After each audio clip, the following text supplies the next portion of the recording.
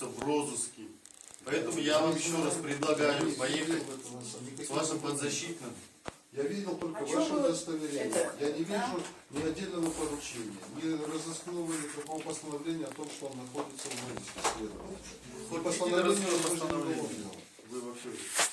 И сторожевое видел, и в розыске кто находится. А оно сейчас как ваше удостоверение, что ли? То есть ваше удостоверение это является и повесткой, и всем. Все предоставили адвокату? Ничего не предоставили. Абсолютно Сколько ничего не ты предоставили. сейчас Говорит, не врете? предоставили. Врете?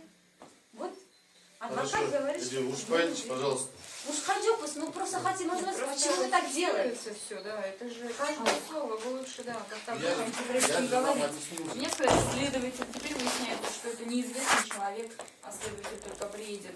Вы мне тогда покажите, кто этот человек, его удостоверение, которое вы назвали следователем. Я вам- На видео есть, нет, ну это есть видеокадры. Вот, Я я вам не сказал, что сейчас ослышалась, приедет. наверное.